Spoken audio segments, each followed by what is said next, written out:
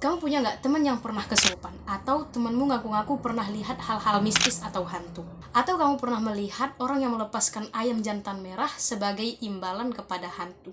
Atau kamu pernah melihat orang yang menancapkan sirih beserta rokok sebagai imbalan kepada penunggu tempat-tempat tertentu? Padahal orang yang kesurupan adalah orang yang caper atau orang yang berada dalam tekanan tertentu. Nah, fenomena ini dinamakan dengan logika mistika. Ini bukan soal hantu yang ngerasukin temanmu, tapi soal pemikiran kita yang cenderung menyambungkan sebab akibat yang sama sekali nggak nyambung. Otak kita itu pinter banget, tapi kadang-kadang terlalu kreatif sampai-sampai menghubungkan dua kejadian yang sebenarnya sama sekali nggak ada kolerasinya. Nah, sekarang fenomena-fenomena mistis semacam ini sering terjadi di kalangan kita.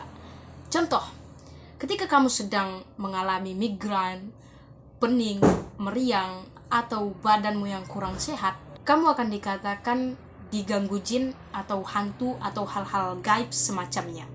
Padahal itu bisa jadi karena cuaca yang gak menentu atau kamu yang pusreng semalaman.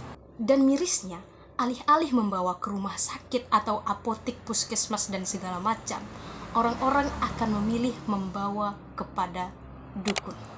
Dan kita bisa melihat hasil akhirnya,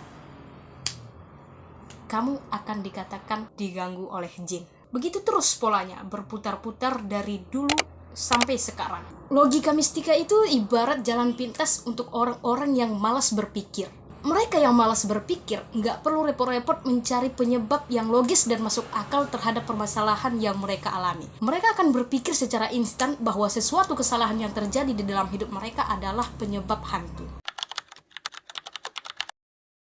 Karena menggunakan logika mistika itu jauh lebih gampang dan kita bisa dengan mudah melepaskan tanggung jawab kita terhadap hal-hal yang terjadi di dalam hidup kita. Padahal jika sedikit saja kita berani berpikir di dalam hidup kita, maka itu akan membawa kemajuan yang besar di hari kemudian.